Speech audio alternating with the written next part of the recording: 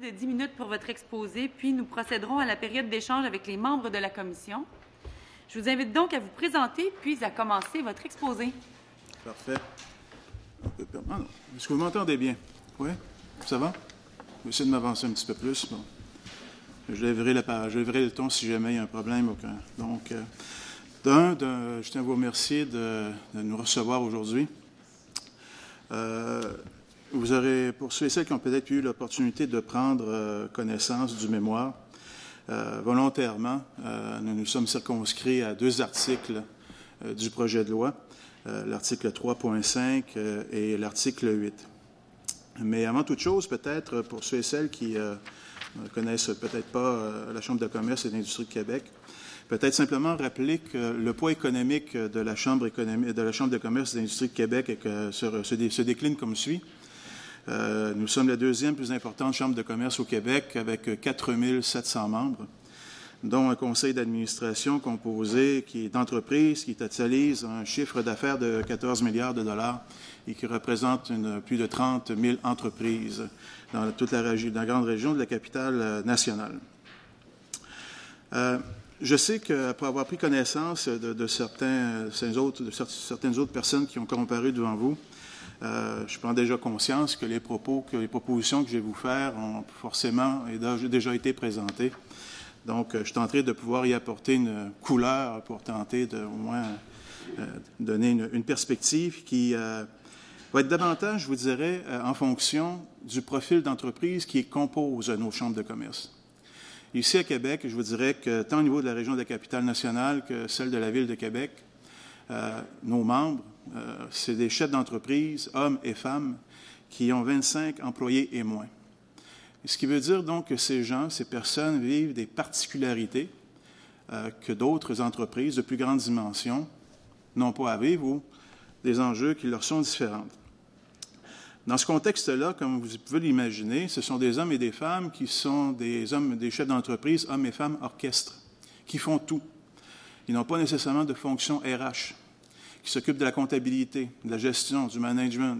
Bref, elles font tout. Donc, ce qui veut donc dire que face à un enjeu ou à une situation qui peut paraître, lorsqu'elles reçoivent l'information, quand même, qui peut générer un impact, vous comprendrez que les réactions sont quelquefois épidermiques, parce qu'on vit un enjeu de perception.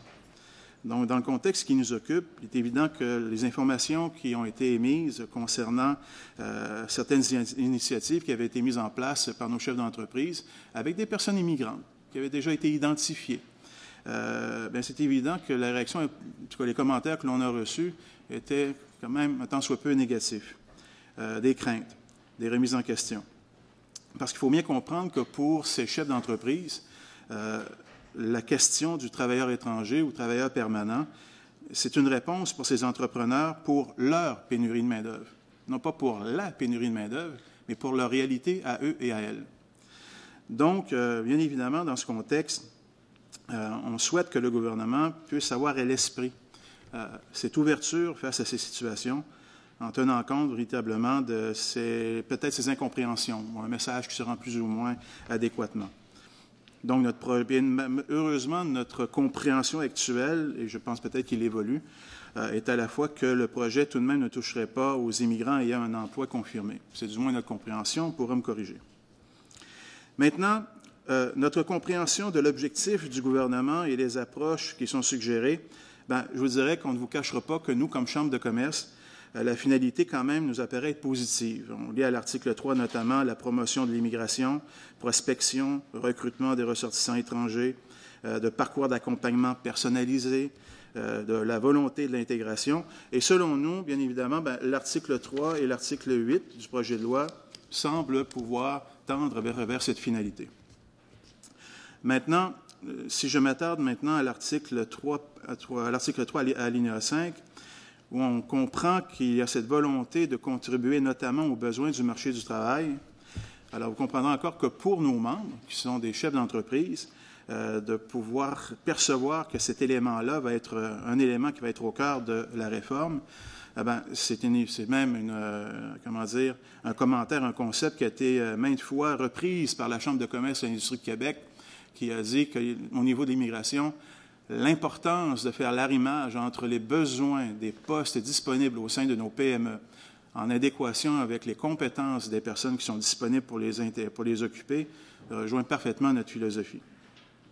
Et en fait, je vous dirais qu'avec un taux de chômage de 3,8 % dans la région de la Capitale-Nationale, on se plaît à dire que possiblement la région de la Capitale-Nationale est possiblement le meilleur endroit pour faciliter l'intégration, car plusieurs experts le disent, l'emploi est assurément un meilleur moyen pour intégrer une personne immigrante dans sa communauté. Donc, mais en revanche, je vous dirais qu'il est quand même toujours intéressant de pouvoir regarder un tant soit peu ce qui peut se faire ailleurs. Où est-ce qu'on peut trouver des options ou des avenues qui nous permettent de voir que dans un programme qui vise l'intégration des personnes immigrantes, que l'entreprise puisse être en amont, la cible qui est visée. Et en ce sens-là, je pense qu'on vous a déjà abordé sur ce point-là, donc vous me permettrez de peut-être faire un peu de redondance, mais il y a demeure pas moins que nous, de notre côté, on a été impressionnés ou du moins touchés par le programme pilote d'immigration au Canada Atlantique. Que vise ce programme? Bien, possiblement qu'on vous l'a expliqué, mais donc il aide les employeurs à embaucher des candidats qui ne sont ni citoyens ni résidents permanents au Canada, des postes qui ne peuvent être occupés par des Canadiens, et l'entreprise et les candidats doivent respecter certains critères et les candidats peuvent ensuite obtenir éventuellement le statut de résident permanent. Tout de suite, d'entrée de jeu, je vous le dis, là, on est très conscient que ça ne peut pas être, en guillemets, là, une application complète de ce qui se fait en Atlantique. Au Québec, on comprend très bien qu'ici, c'est à compétence partagée et tout ça, mais ce que je veux vous retenir, c'est, mettez-vous à la place du chef d'entreprise qui prend connaissance du fait qu'il existe un programme quelque part où est-ce que finalement, il est au cœur de l'enjeu. C'est ce principe-là que je souhaite vous partager aujourd'hui. En quoi il est distinctif? C'est que, normalement, bien, un programme débute quand une personne immigrante veut venir au Canada, alors qu'ici, le programme se déclenche ou prend forme du moment que l'employeur souhaite embaucher une personne immigrante suite à sa propre démarche de prospection et qu'il a identifié le candidat ou la candidate. Donc, on comprend que le programme du Canada Atlantique n'a pas pour objet de faire un mariage. Il a pour objet de pouvoir faciliter l'embauche d'une personne qui, au préalable, a déjà été identifiée.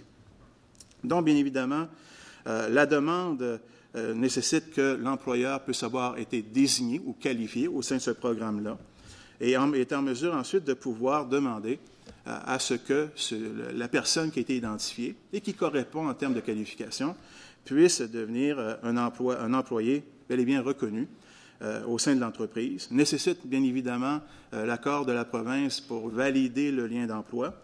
Et bien évidemment, l'entreprise a aussi des obligations. L'entreprise a notamment le devoir de s'assurer de proposer au gestionnaire du programme ce qu'on appelle un plan d'implantation.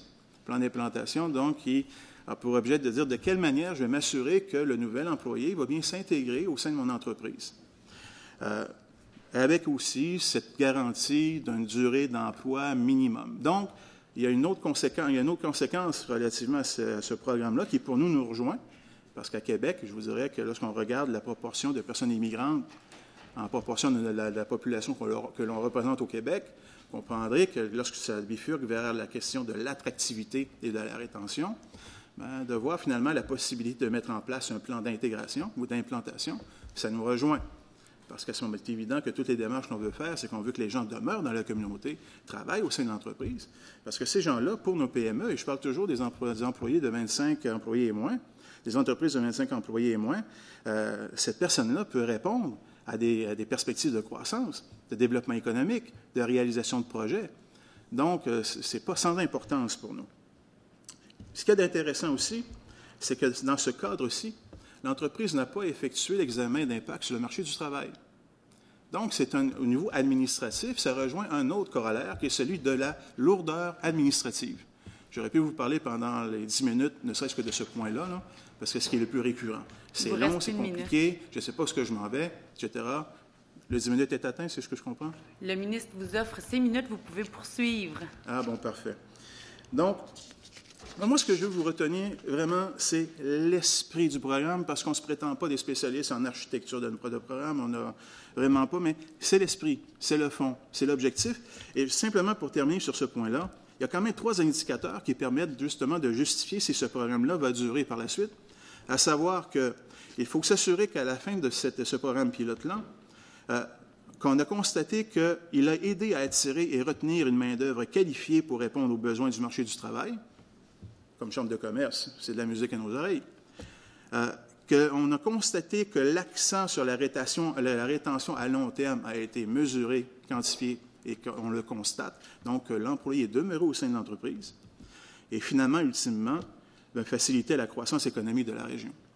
Et en ce qui nous concerne, nous, je vous dirais que, je fais peut-être un petit peu de coq à l'âne, mais pas tant que ça, ce dernier point-là m'amène directement à l'article 8, je pourrais pratiquement à savoir que lorsqu'on parle de faciliter la croissance économique de la région, vous savez que la région de la capitale nationale se caractérise notamment par un secteur touristique, restauration, hôtellerie, qui est excessivement important et qui ne cesse de croître. Les dernières données ne le démontrent hors de tout doute.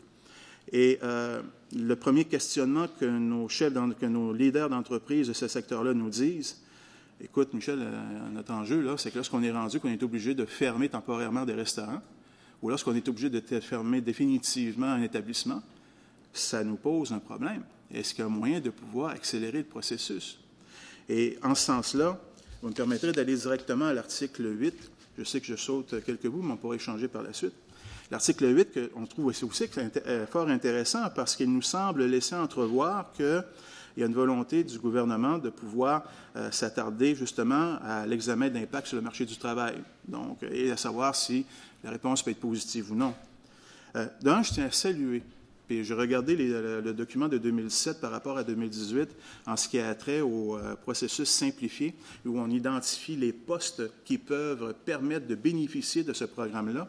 Si je compare 2017 et 2018, déjà, il y a une étape parce qu'on l'a comme régionalisé. Je vois le Bas-Saint-Laurent, la Capitale-Nationale, etc. Moi, je dis bravo. Donc, je courage d'aller plus loin en ce sens-là. Et le plus loin se décline comme suit. C'est qu'il faut aller davantage vers de la modulation. Et la modulation, pour moi, ça se décline comment? Encore une fois, je reviens au niveau de la Capitale-Nationale. Nous, les emplois qui sont essentiels actuellement, là, ça peut être des personnes qui travaillent dans le domaine de la restauration, pas seulement des chefs, dans le domaine de l'hôtellerie, dans le domaine du tourisme dans son sens large. Parce que, selon la réalité économique dans laquelle on vit en 2019, ce qui est névralgique chez nous actuellement, c'est ce secteur-là. Ce qui fait que si je m'attarde à l'élément qui concerne le processus simplifié, notre recommandation, c'est tendre à élargir le nombre de postes qui peuvent bénéficier de ce processus-là. Non pas que ce qui a déjà été fait est mauvais, non, jamais, on ne remettra ça jamais en question, c'est pas ça. Mais il y a des moments sporadiques au plan économique, au plan régional, qui font que la réalité de Québec est forcément différente de ce qui se passe en Gaspésie et aux îles, de mon ancienne région d'où je suis originaire, le Bas-Saint-Laurent, ou la région de Montréal, ou peu importe. Chaque région a son propre ADN, chaque région a ses propres particularités. Donc, d'avoir cette ouverture vers la modalité, la modulation, c'est-à-dire, modulation. Pour nous, ce serait peut-être l'élément clé qu'on aimerait qu'il puisse être perçu et retenu par les membres de la Commission. Donc, c'est un survol des principaux éléments qu'on tenait à vous transposer. Je réitère de nouveau que notre approche est excessivement constructive et elle provient vraiment de commentaires qui émanent des membres, ce qui fait que ça nous a amené à circonscrire notre témoignage sur ces deux articles. Merci. Je vous remercie pour votre exposé. Nous allons maintenant continuer la période d'échange, la débuter plutôt, la poursuivre en même temps. Monsieur le ministre, la parole est à vous. Merci, Madame la Présidente. Monsieur Paradis, bonjour. Merci d'être présent ici aujourd'hui. Effectivement, la région de Québec est extrêmement dynamique. Ce matin, j'étais au premier rendez-vous des gens d'affaires. Malheureusement, je ne pouvais pas rester de la journée parce que j'avais la chance d'être avec mes collègues ici pour travailler sur le projet de loi 9. Mais je pense une belle initiative de la Ville de Québec. Je pense que vous participiez également aujourd'hui, l'ensemble des partenaires économiques. Le projet de loi 9, ça reflète vraiment bien ce que vous avez dit. Ça vise notamment à arrimer les besoins du marché du travail, mais aussi dans une approche là, de répondre aux besoins de main-d'œuvre des différentes entreprises, de faciliter et de s'assurer que la pénurie de main-d'œuvre puisse être comblée, notamment par l'immigration. On est vraiment dans cette logique-là. La question de la flexibilité, je suis très sensible à ce que vous dites. La question de la lourdeur administrative aussi. L'objectif du projet de loi 9, c'est que ça fonctionne, ça aille plus rapidement, puis qu'on réussisse à faire en sorte que les gens qui choisissent le Québec puissent venir beaucoup plus rapidement, puis que lorsqu'on a une offre d'emploi, lorsqu'on a besoin de monde dans une entreprise, c'est pas dans 3 ans, c'est maintenant, souvent, qu'on en a. Alors, je vous rejoins entièrement. Le projet de loi 9 va nous aider à faire ça, puis ça va nous aider aussi à faire en sorte que les candidats qu'on sélectionne vont répondre au profil des emplois.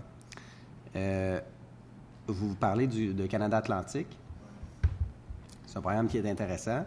Je l'ai dit à vos prédécesseurs tout à l'heure, là, on est en négociation avec le gouvernement fédéral sur le programme des travailleurs étrangers temporaires. Les délais sont longs présentement, très longs, beaucoup trop longs.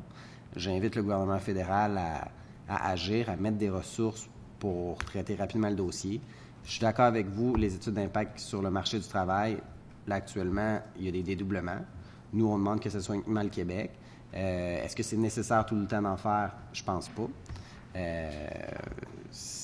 Les règles entourant ça, c'est très lourd. Puis c'est des règles qui datent d'une époque où on n'était pas en pénurie de main-d'œuvre.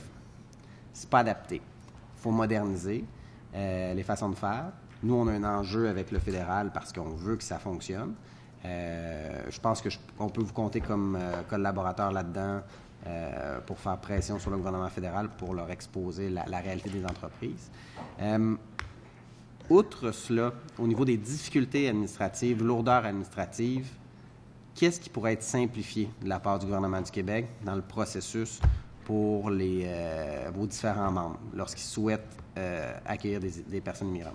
Vous me permettrez de nouveau de volontairement circonscrire mon intervention pour, non pas que les 26 employés et plus dans les entreprises ne représentent pas d'intérêt, mais ceux qui nous transmettent davantage d'informations, c'est vraiment ces entreprises-là de 25 employés et moins. Et encore une fois, c'est 80 % des entreprises et plus de la région de la capitale nationale. Je vous dirais que ça tourne vraiment, écoutez, c'est des questions qui sont très simples. Qui, quoi, où, comment? Vous comprenez ce que ça veut dire? Hein? Ça veut dire donc que je débute un processus, mais je m'adresse à qui? Je fais ça comment? Est-ce qu'il y a un point de chute? De quelle manière je peux débuter mon processus? Parce que, bien sûr, lorsqu'une entreprise a déjà fait le processus une fois, ce n'est pas eux qui vont nous contacter. Mais vous seriez surpris, en revanche, du nombre d'entreprises qui nous appellent et qui nous disent « Bon, écoute, j'essaie de me retrouver quelque part. » Donc, il y a lorsqu'on parle de complexité, ça ne se limite pas, malheureusement, à l'architecture du programme, où est-ce que, même pour une personne qui œuvre un peu là-dedans, bon, il faut quand même se faire une tête. Donc, imaginez une personne pour qui, là, elle est rendue à cette première étape où elle se dit « Je suis rendu à ça ». C'est de se retrouver et de savoir auprès de qui s'adresser. Donc, vous me permettrez d'utiliser le langage d'affaires, là, mais il y a un enjeu de commercialisation. Il y a un enjeu de commercialisation pour s'assurer que nos PME savent qui fait quoi.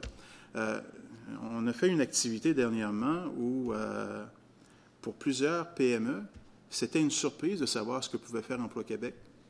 C'était une surprise de savoir ce que pouvait faire Service Canada. Alors, voyez-vous, écoutez, et ce n'est pas d'une mauvaise volonté de nos chefs d'entreprise, mais possiblement plusieurs autour de vous ont été en affaires ou ont accompagné des gens qui étaient en affaires. Vous savez, c'est quoi leur rythme de vie, là? Ça va à 5 heures le matin, ça va sur le chantier, ça gère les problèmes des employés. Ensuite, le soir, c'est la comptabilité. Puis bon, ils sont rendus à 10 heures, mais ils se couchent puis ils dorment. Je m'excuse, mais je l'ai fait même en partie, donc je le sais, là, je l'ai vécu, là. Alors, ce n'est pas dans l'ADN du matin de se dire, bon, mais c'est maintenant le temps de m'assurer de trouver qui peut commencer à m'aider auprès de quel ministère. Non. Où est-ce qu'on débute? Alors, il y a ce besoin de simplification-là pour comme entité gouvernementale, qu'on puisse le plus possible ce que j'appelle la proximité, rejoindre les gens. Et en tout respectueusement, j'ai bien aimé un commentaire de mon prédécesseur, M. Leblanc. N'ayez pas peur de faire usage. Et oui, je vais parler pour ma paroisse, OK? Je le dis tout de suite, je suis partisan de ce côté-là. Faites usage des chambres de commerce. Moi, chez nous, là, j'ai 4700 membres qui paient leur cotisation. Si vous saviez le nombre d'appels qu'ils me font là, durant les semaines, ils le savent qu'ils se doivent de m'appeler parce qu'ils paient quelque chose. Ils paient une adhésion. Donc, n'ayez pas peur de pouvoir faire usage de ce que j'appellerais les réseaux parallèles. Ce qui se fait actuellement, c'est extraordinaire, c'est très bien, mais jamais je remettrai ça en question. Bien au contraire, les résultats sont là pour le démontrer. Mais il existe d'autres organisations qui ont une proximité naturelle avec les PME, comme il y a des organisations qui ont une proximité naturelle avec les personnes immigrantes. Et nous faisons partie de ce rôle-là. Lorsqu'on fait, par exemple, nos cohortes, au niveau des ressources humaines, d'appeler, par exemple, nos chefs d'entreprise à apprendre, à avoir un savoir-être pour faire des affaires avec un milieu européen ou autre. Inévitablement, je vous le dis, cette année, en 2019, l'enjeu de la pénurie de main-d'œuvre, c'est un dossier sur lequel on va s'attarder, de toute façon. Mais nous savons qu'il va y avoir une réceptivité, parce que les gens nous appellent. Donc, ils existent, ils savent qu'on existe, parce qu'il y a cette... Quand je parle de commercialisation, c'est qu'ils font cette démarche de dire « j'adhère à ». Donc, je pense que tout tourne autour de cet élément-là. De quelle manière on peut simplifier les choses pour s'assurer qu'il y a un canal de communication auquel nos gens d'affaires savent que j'appelle à cet endroit-là et par la suite, je pourrais être référé. Okay. Un des objectifs du projet de loi 9, c'est d'assurer une coordination maintenant. Donc, de faire en sorte que le ministère de l'Immigration coordonne tout ce qu'il y a en lien avec les personnes migrantes, notamment santé, éducation, emploi, solidarité sociale. Ce que je saisis de votre message aussi, c'est que ça prend un guichet unique. Bon. Au-delà du guichet unique, parce que là, Immigration travaille avec Emploi et le ministère du Travail, on est dans les centres de Services Québec. Qu'est-ce que vous pensez qu'on doit faire de plus dans cette optique-là de guichet unique? Parce que quand on va avoir le nouveau système ARIMA, à terme, on va avoir un portail employeur, on va permettre aux employeurs de regarder les candidats à l'immigration pour leur offrir des offres d'emploi. Pour les autres services, comment vous voyez ça? Faut que ce soit le ministère de l'Immigration qui coordonne tout, que l'employeur appelle directement, ou c'est préférable de faire affaire avec vous, puis qu'on soit en lien ensemble? Parce que, exemple, tout à l'heure, la Chambre de commerce de Montréal disait bien, faites confiance aux partenaires. Moi, je suis d'accord de travailler en collaboration, mais de façon opérationnelle, là. Comment vous voyez ça? Écoutez, moi, je vais vous répondre sur la façon dont on procède actuellement dans d'autres dossiers. On s'est toujours positionné comme étant un partenaire qui est apte à pouvoir effectuer la diffusion. Donc, et encore une fois, nous, je réitère, on a un marché cible, on a 4700 membres. D'avoir une organisation qui, à portée de main, est en mesure d'être un partenaire pour diffuser ce qu'on a des informations pertinentes auprès de 4700 membres d'une chambre de commerce, en tout respect, vous ne trouverez pas ça facilement, là. Donc, oui, de faire confiance aux partenaires et des partenaires qui, en fonction du marché ou de la clientèle qu'ils desservent. Donc, quand je parle de guichet unique, moi, je pense que dans une perspective d'efficacité, et là, je m'avance un peu au-delà là, du mémoire, mais en termes opérationnels, si vous voulez travailler avec des partenaires, travaillez avec des partenaires qui sont en lien avec le public cible que vous voulez rejoindre. Un guichet unique, mais qui est là pour l'ensemble de l'œuvre, peut-être qu'à un moment donné, il va y avoir de la confusion. Donc, c'est d'avoir vraiment un plan de commercialisation qui est bien établi, bien ciblé, et toujours en évitant le dédoublement. Ça, c'est très, très, très important. Moi, ce serait la réponse que je vous ferais immédiatement, mais comme on fait avec d'autres partenaires, on est toujours ouvert par la suite à élaborer pour la suite des choses. Hein. Et puis, vous êtes d'accord avec le fait qu'on modifie le système d'immigration pour passer vers un système de déclaration d'intérêt et qu'on réponde aux besoins des différentes entreprises en fonction des offres d'emploi disponibles, puis qu'on arrime le profil du candidat avec les besoins de main-d'œuvre? Écoutez, si on revient avec l'exemple que l'on vous a exposé, et que possiblement d'autres vous ont exposé, quoique c'est un sujet qui peut être exposé parfois, mais non, oui, en fait, là, nous, ce qu'on apprécie énormément de l'initiative faite en Atlantique, c'est qu'on a comme transposé une variable qui est importante, c'est comment le programme s'adresse à qui au départ, en fonction de besoins de qui. Et volontairement, le programme prend l'initiative de dire, bien écoute, on va écouter finalement ce que l'employeur a à offrir. Et on comprend que c'est pas, encore une fois, moi, ce qu'on trouve intéressant, c'est que c'est pas un programme qui semble être lourd, parce qu'il n'y a pas pour projet de faire du maillage, là. Le travail a été fait en amont par l'entreprise. La personne a été identifiée. Le programme, lui, a pour effet de faciliter le processus qui permet d'officialiser le lien d'emploi.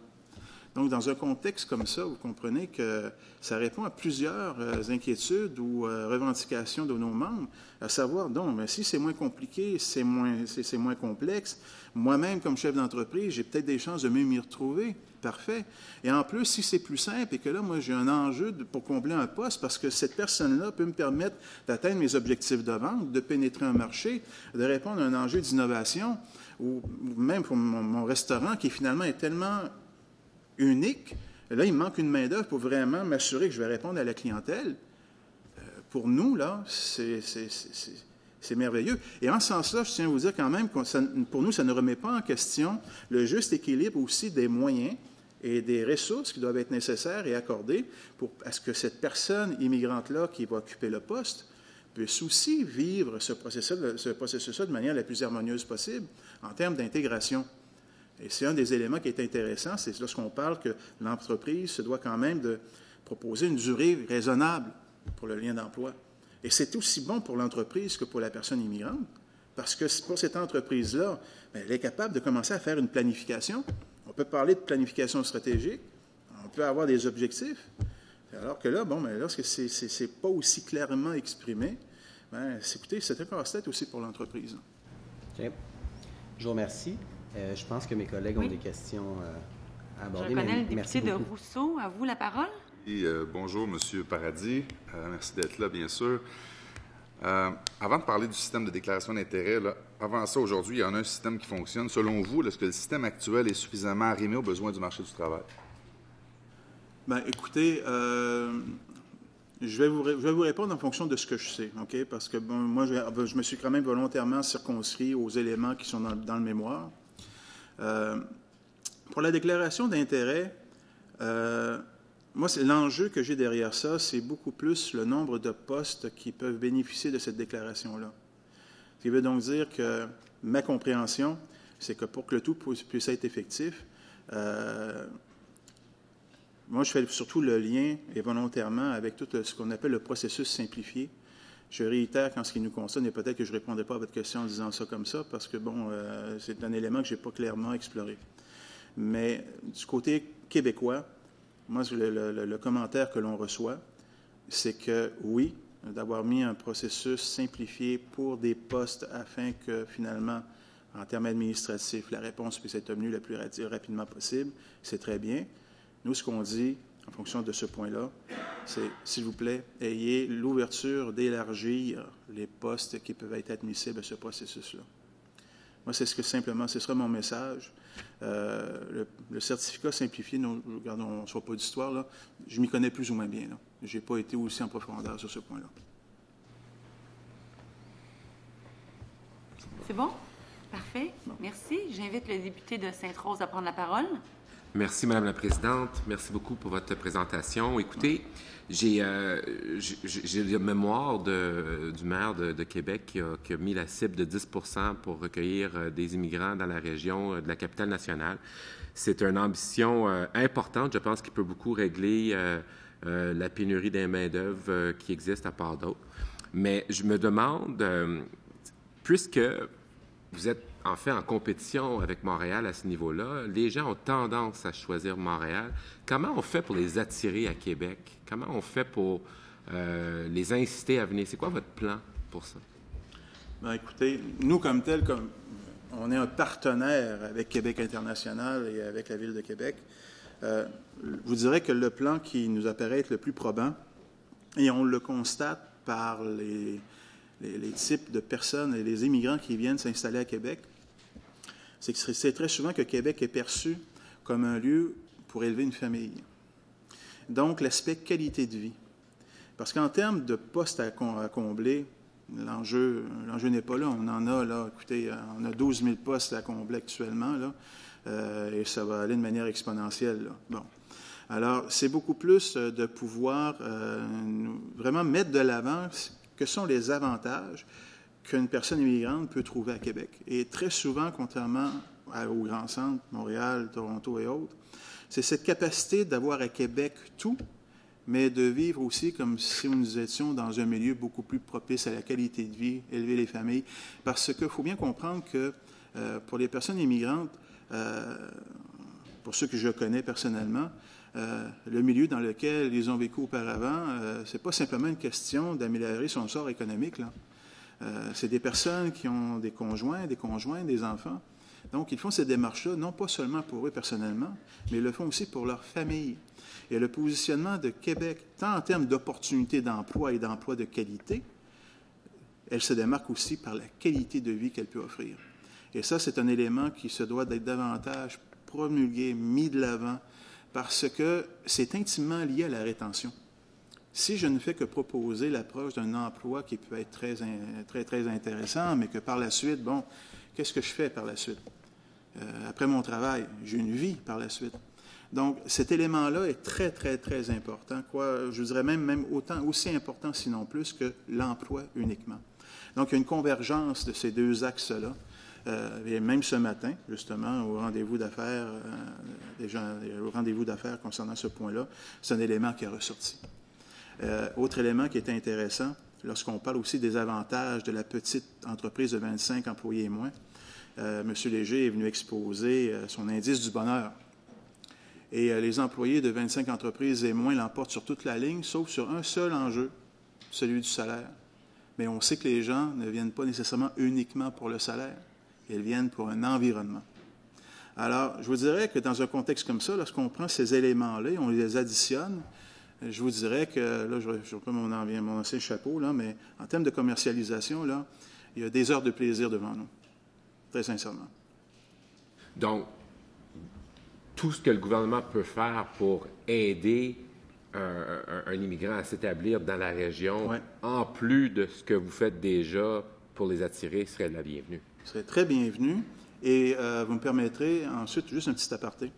Vous savez, je représente inévitablement des gens d'affaires, donc le secteur privé.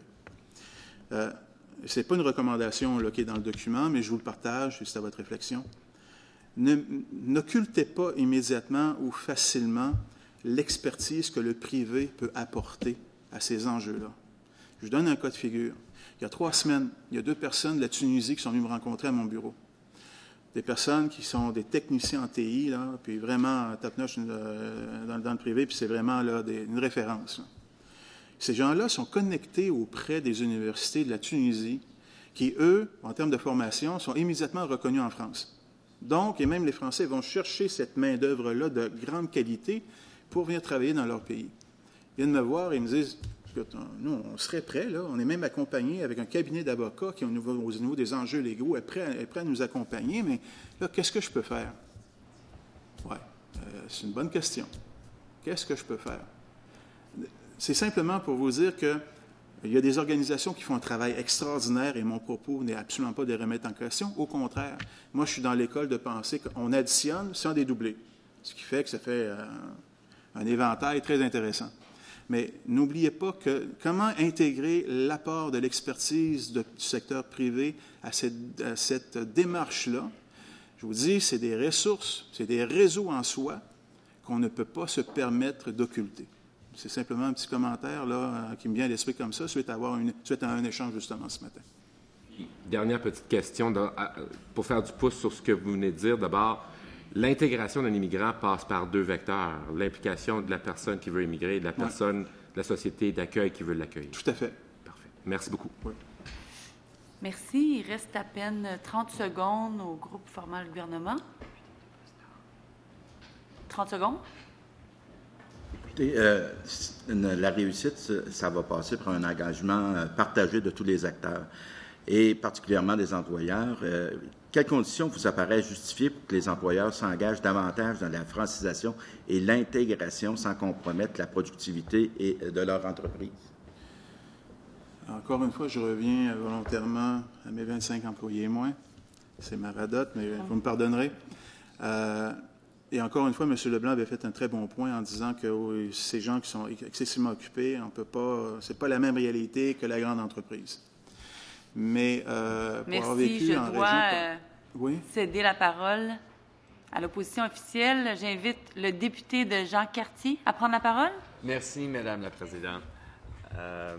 Merci pour votre présentation. J'ai juste une question. Entre environ 2008 puis 2017, on a vu que le taux de chômage des immigrants a vraiment diminué dans ces années-là.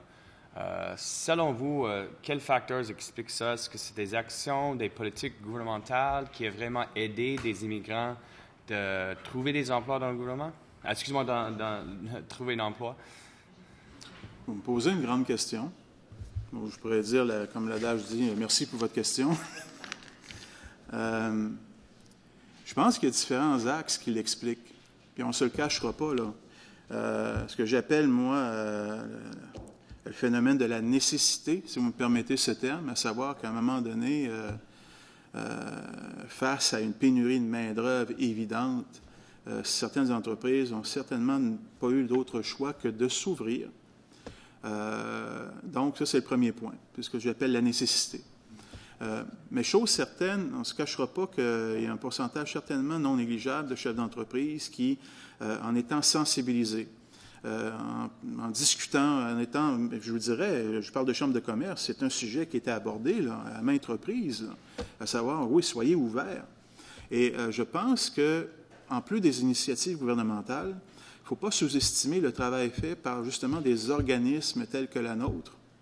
Parce que dans les chambres de commerce, je vous dis, il y a des personnes qui ont de très, très grandes visions d'avenir, se projettent facilement dans l'avenir. Et même dans les... Moi, je suis en poste depuis 1 an maintenant, puis c'est un discours d'ouverture qui est omniprésent, là. Et donc, inévitablement, d'en parler dans des groupes.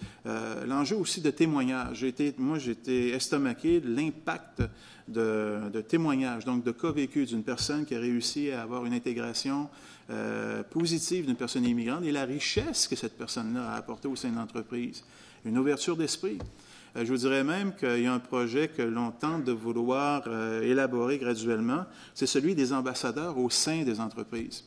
Parce qu'on a beau avoir une volonté en amont, donc à la direction, de pouvoir finalement aller davantage vers l'intégration des personnes immigrantes, mais ça ne peut pas simplement partir du haut de la pyramide. Il faut aussi qu'à la base, les employés puissent aussi se partager cette même réceptivité-là. Puis une initiative qu'on a à l'esprit, c'est que certaines entreprises puissent identifier ce qu'on appelle un ambassadeur ou une ambassadrice, qui aura pour objet finalement de jouer le rôle d'intégration. D'amener cette personne à, aussi bêtement, de dire, bien, tiens, viens manger avec nous ce midi. C'est des petits gestes concrets, parce qu'ultimement, tout est humain derrière ça. Là. C'est pas, on aura beau établir la plus grande théorie qui soit, il y en a pas moins que c'est une personne humaine par rapport à une autre personne humaine, et c'est les échanges, l'ouverture, la discussion sur des sujets bien, bien anodins qui font que finalement, les liens d'amitié prennent forme. Il faut en arriver à ça. Et donc, c'est des gestes beaucoup plus simples, concrets, de cette manière-là, qui, pour nous, semblent être porteurs. Et c'est une déformation parce que chaque initiative que nous, on fait à la Chambre, c'est pour les membres, par les membres et avec les membres, et ce n'est pas tellement théorique, c'est toujours pratique. Donc, c'est des axes comme ça, appliqués en entreprise, qui nous apparaissent par le passé avoir été porteurs. Et en ce qui nous concerne, c'est vers là qu'on va pousser davantage. Merci. Merci. J'invite le député de Bourassa-Sauvé à prendre la parole. Merci, Madame la Présidente. Bonjour, Monsieur. Merci d'être ici. Écoutez, j'aimerais savoir, pour une entreprise là, qui cherche qui a besoin de main-d'œuvre,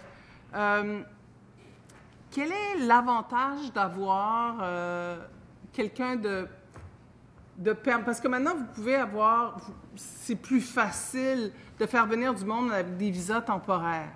Hein? On se comprend, là? Oui.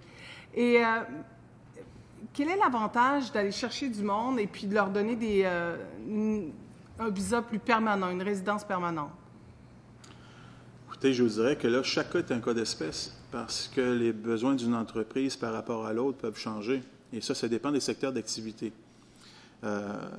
Si je fais abstraction de ce premier constat-là, et que toute chose étant égale par ailleurs, c'est évident que d'avoir la perspective d'une personne immigrante et qui pourrait savoir qu'elle peut obtenir une éventuelle résidence permanente, ça peut avoir 2 effets. Mais à prime abord, 2 effets positifs. Le premier, pour l'entrepreneur, si bien sûr ça répond à son besoin, on s'entend. En termes de planification, en termes même de projection vers l'avenir, c'est évident que c'est un avantage parce qu'on élimine une incertitude. Bien sûr, si c'est son besoin, je le réitère, là, parce qu'il y a des secteurs d'activité où ce n'est pas nécessairement une réponse à son besoin. En ce qui a trait à la personne qui a une résidence permanente, je pense que le simple fait de savoir que finalement elle va être ici à demeure, écoutez, tout ce qui s'appelle anxiété, nervosité, la planification au plan familial, peut être définitivement un avantage.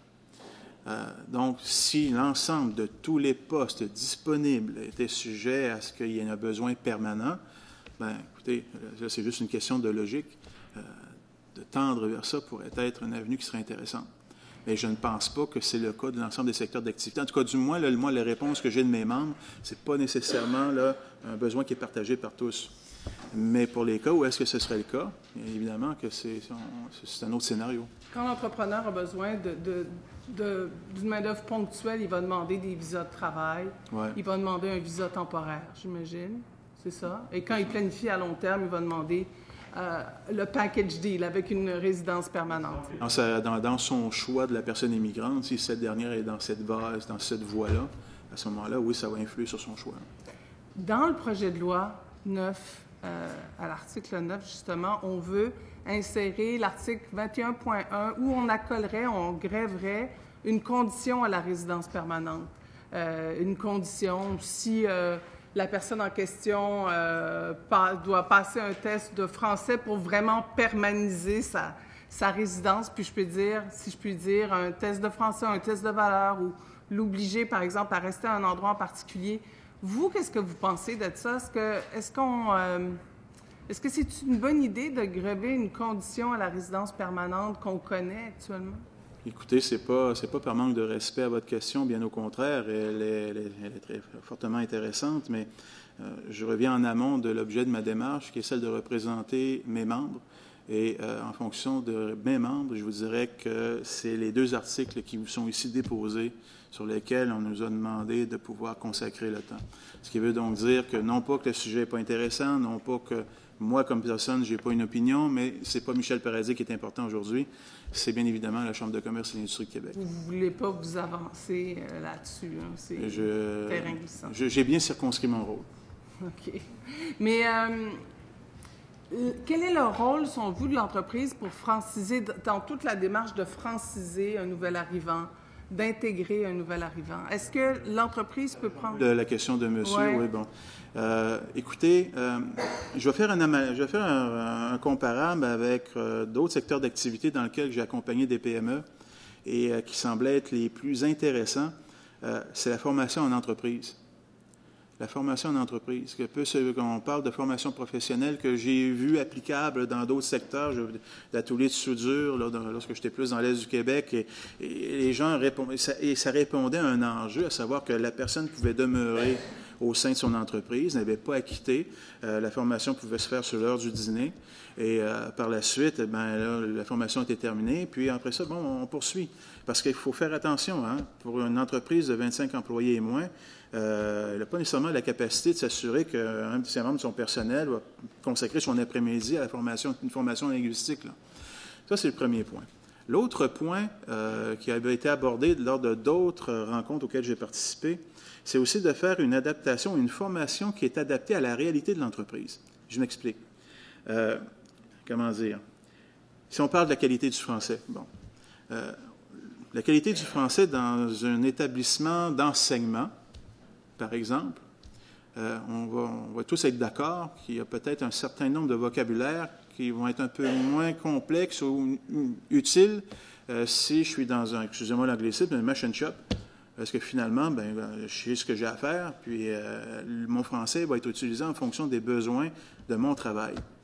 Mais en fait, mais dans les 2 cas de figure, l'apprentissage du français, surtout lorsqu'on parle d'une région comme Québec ou à l'extérieur de Montréal, moi, je peux vous dire, je connais une entreprise à Rivière-du-Loup, où est-ce que finalement, les gens apprennent le français lorsqu'ils sortent du bureau, vivent ensemble, vont prendre un verre je me rappelle un bar à Rivière-du-Loup et autres, là, pour ne pas le nommer, et vivent ensemble, et vivent en communauté. Et il y a un apprentissage de la langue qui se fait de cette manière-là qui est tout à fait extraordinaire. Mais en contrepartie, moi, je ne dis pas qu'il faut, en contrepartie, dire que là, l'effort pour la francisation de manière plus normée, avec véritablement un accompagnement sérieux, doit être mis de côté. C'est pas ça. Mais, encore une fois, modulation. Encore une fois, l'emploi demeure le meilleur moyen pour intégrer une personne immigrante. On ne s'en sortira jamais. Par la suite, accompagné par une formation en français qui va lui permettre de vivre en français, dans sa collectivité. Et je peux vous assurer que par expérience, son vocabulaire va augmenter de manière tout à fait extraordinaire. Donc, adapté à la réalité du terrain. Encore une fois, pour les 25 entreprises et moins. Je ne me prononcerai jamais pour les entreprises de d'autres dimensions. Merci. Merci. J'invite la députée de Saint-Henri-Sainte-Anne à prendre la parole. 5 minutes. Alors, merci de votre exposé. Une question que je me pose par rapport à toute la question de l'intégration des immigrants, c'est la capacité pour les entreprises de reconnaître, d'embaucher ces personnes. Puis on sait toujours qu'il y a des barrières à l'entrée, des gens qui reconnaissent pas nécessairement la différence. Puis comment est-ce qu'on est capable de sensibiliser les entreprises quand la majorité de nos PME n'ont pas les ressources humaines qui coordonnent ce genre de situation-là? Est-ce qu'il y avait des initiatives que vous recommanderiez pour que les entreprises soient davantage ouvertes également à cette différence? Dans mon expérience passée, je vous dirais que ce qui a été le plus probant, et là, encore une fois, ce n'est pas au niveau linguistique ou autre, c'est dans d'autres secteurs d'activité, c'est lorsque une personne est prête à se déplacer et aller en entreprise et s'adapter à la réalité de l'entreprise, s'adapter à l'horaire de l'entreprise, pour que finalement, il puisse y avoir ce qu'on appelle nos séances de sensibilisation. Et ce n'est pas seulement à Québec, il y a des organismes tels des chambres de commerce, il y en a partout. Et encore une fois, moi, je vous réitère, je vous encourage, faites usage de ce réseau qui est en proximité optimale avec les chefs d'entreprise. Et pour qu'il puisse y avoir de manière, après ça, plus large, une sensibilisation qui peut être davantage répandue, il ne suffit pas d'avoir 100 personnes dans une salle, dans une communauté, comme peu importe laquelle.